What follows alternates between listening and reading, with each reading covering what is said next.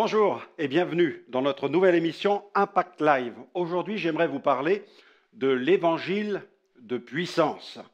La Bible nous présente l'évangile avec sa puissance, des manifestations de la gloire de Dieu, un évangile qui est un message divin. L'évangile, c'est un message qui vient d'en haut, qui a été envoyé par Dieu. C'est la bonne nouvelle que Dieu adresse à l'humanité. C'est le message qui vient de Dieu, c'est le message qui vient d'en haut, c'est le message du royaume de Dieu. D'ailleurs, la Bible dit que Jésus prêchait le royaume de Dieu. L'apôtre Paul aussi enseignait au sujet du royaume de Dieu. Lorsqu'on parle d'un royaume, on parle de tout un domaine au sein duquel il y a la manifestation d'une autorité, celle d'un roi.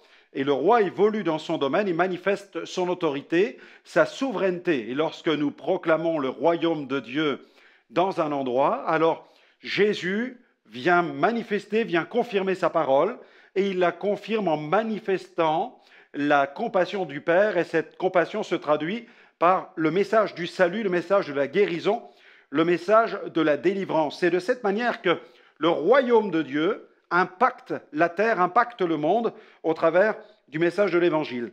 Et dans la parole, vous allez voir que Dieu présente plusieurs séismes. Il y a plusieurs séismes dans la parole de Dieu où la terre a tremblé. Vraiment, le royaume de Dieu a impacté la terre et c'était vraiment des marqueurs déterminants dans la proclamation du message de l'Évangile. Mais avant de regarder ces quelques textes, je vous propose d'écouter KB qui chante. KB chante libre, libre, libre de nos chaînes, vraiment libre, au travers du message de l'Évangile. On l'écoute et on se retrouve tout de suite.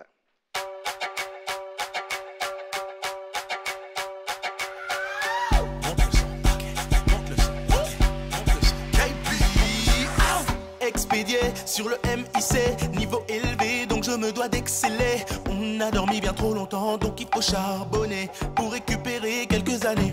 Je suis zélé, un peu trop zélé. Si ça gêne, je vous prie de m'excuser. Même quand j'avance dans le noir, je continue car je sais qui je suis et où je vais. Je suis bien équipé, bien accompagné. Dis-leur qu'on vient sur le terrain pour mettre des paniers. Déterminé, ça c'est dans ma mentalité. Changer le game, c'est ça l'idée. Oui, un amour si grand, donné gratuitement. Je n'avais jamais connu ça avant. Je l'ai accepté, les dés sont jetés. Cette liberté m'a complètement refait. Ouais. Toutes les mains en l'air, mes sœurs, toutes les mains en l'air.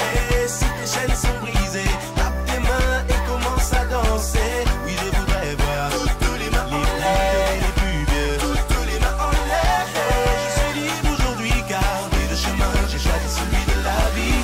C'est ma vie, l'histoire de ma vie. J'évolue en me répétant que rien n'est acquis. On m'a dit que la foi pouvait provoquer des dingueries, donc je ne vais pas m'arrêter ici.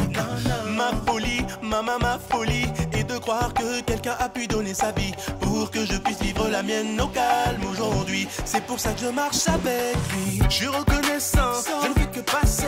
Il me trouve brillant mais ça ne fait que commencer. Personne ne peut arrêter à me silencer. Qui peut me stopper car je suis libre de courir, libre de danser, libre de vivre pour toi, ouais.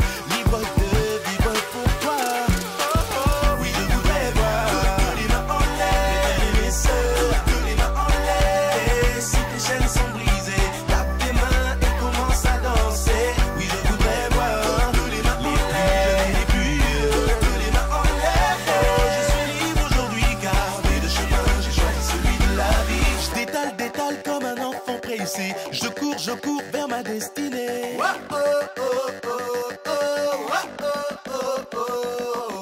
Je veux être comme ces gens persécutés qui ne s'arrêtent jamais de chanter. Oui, je voudrais toutes les voir.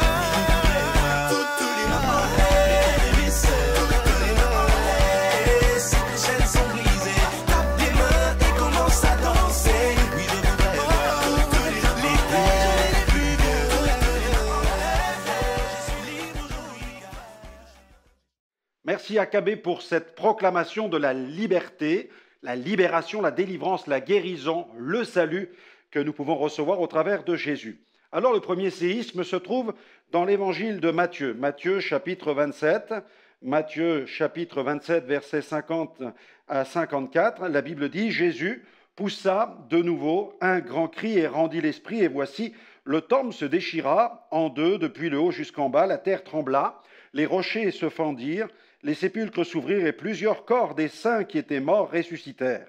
Étant sortis des sépulcres, après la résurrection de Jésus, ils entrèrent dans la ville sainte et apparurent un grand nombre de personnes. Le centenier et ceux qui étaient avec lui pour garder Jésus, ayant vu le tremblement de terre et ce qui venait d'arriver, furent saisis d'une grande frayeur et dirent « Assurément, assurément, cet homme était fils de Dieu. » Nous avons ici la manifestation de la gloire de Dieu au travers d'un tremblement de terre.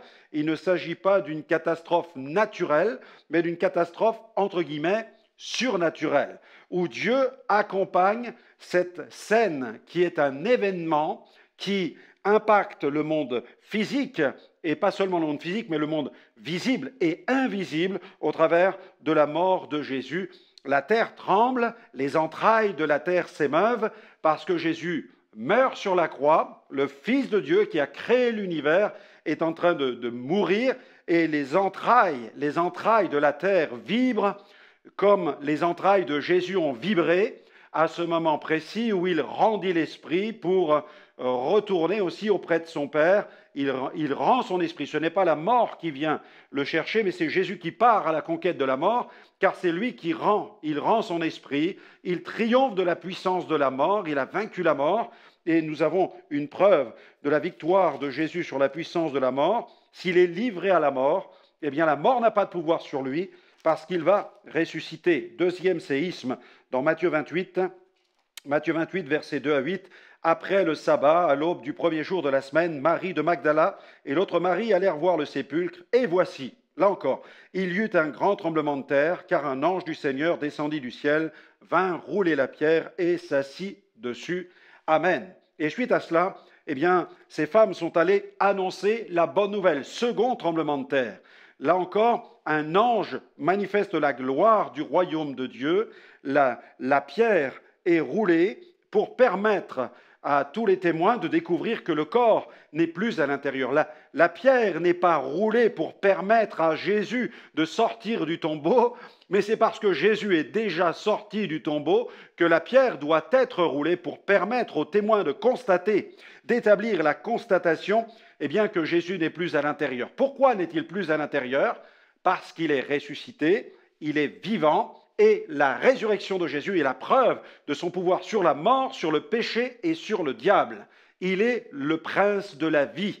Il est les prémices de la résurrection glorieuse. Sa résurrection est la preuve qu'un jour nous ressusciterons si nous croyons en lui et si nous l'acceptons comme notre Sauveur et Seigneur. On continue. Il y a un troisième séisme dans Acte 2, versets 1 à 4, où il est dit « Le jour de la Pentecôte, les disciples étaient tous ensemble dans le même lieu. Tout à coup, il vint du ciel un bruit, comme celui d'un vent impétueux, et il remplit toute la maison où ils étaient assis. Des langues semblables à des langues de feu leur apparurent, séparées les unes des autres, et se posèrent sur chacun d'eux. Ils furent tous remplis du Saint-Esprit et se mirent à parler en d'autres langues, selon que l'Esprit leur donnait de s'exprimer. Or, il y avait en ces jours à Jérusalem des Juifs, hommes pieux de toutes les nations, qui sont sous le ciel. Au bruit qui eut lieu, la multitude accourut, elle fut confondue parce que chacun les entendait parler dans sa propre langue. Nous avons là encore un troisième séisme, la Pentecôte, l'effusion du Saint-Esprit sur ceux qui croient au sacrifice de Jésus et à sa résurrection. Ils peuvent recevoir la puissance du Saint-Esprit, et c'est cette puissance qui a équipé l'Église pour que l'Église puisse répondre à sa mission. Cette effusion dans la chambre haute avec les 120 qui étaient réunis est la preuve que les miracles deviennent possibles. Le ciel est ouvert, le ciel veut répandre sur l'Église sa puissance miraculeuse. Et cette puissance se déverse et se manifeste, elle se traduit au travers de guérisons, au travers de délivrance, au travers de convictions de péché, de manifestations surnaturelles divines. Dans Acte 4, nous avons un quatrième séisme, Acte 4, 31, Acte 4, verset 31, où l'Église est en prière, l'opposition se fait jour, mais l'Église réclame l'onction du Saint-Esprit. ils font cette prière demandant au Seigneur d'étendre sa main pour qu'il se fasse des guérisons, des miracles et des prodiges par le nom du saint serviteur Jésus. Donc que le Seigneur accompagne les apôtres de sa puissance. La Bible dit quand l'Église a prié, eh bien quand ils eurent prié, le lieu où ils étaient assemblés trembla. Ils furent tous remplis du Saint-Esprit et ils annonçaient la parole de Dieu avec assurance. Amen. Quatrième séisme.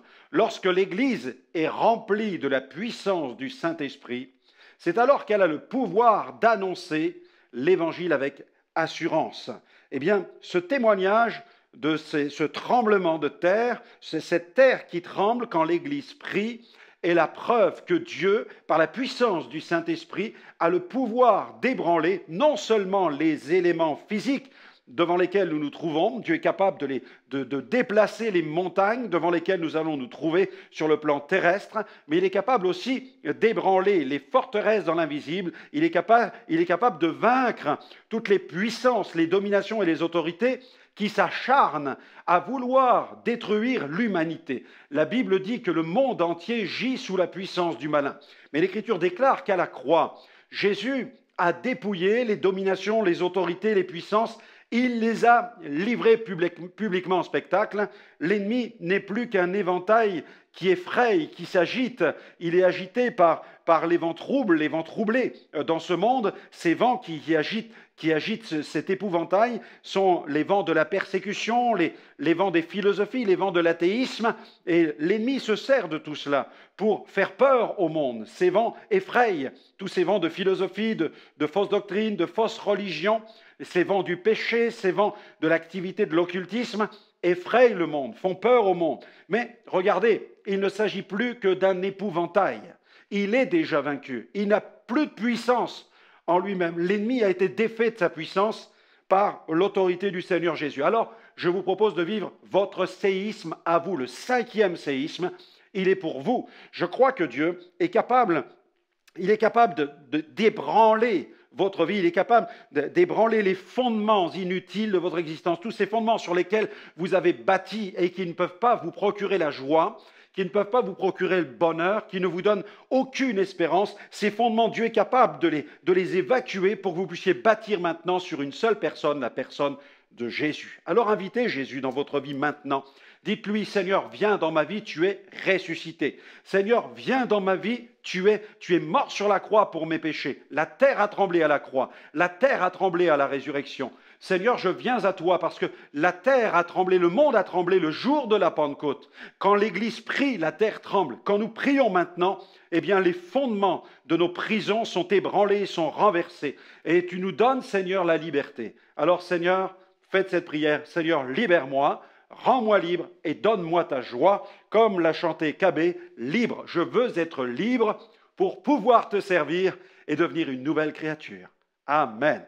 Cher ami, je t'encourage à te procurer rapidement la Bible, à retrouver l'église évangélique la plus proche de chez toi, ou à nous retrouver dans de prochaines émissions pour continuer à approfondir le glorieux message de l'Évangile. Que Dieu te bénisse et à très bientôt. Visitez le centre de ressources spirituelles de Liliana et Franck Alexandre. Vous pouvez y accéder depuis votre téléphone portable, votre ordinateur ou votre tablette.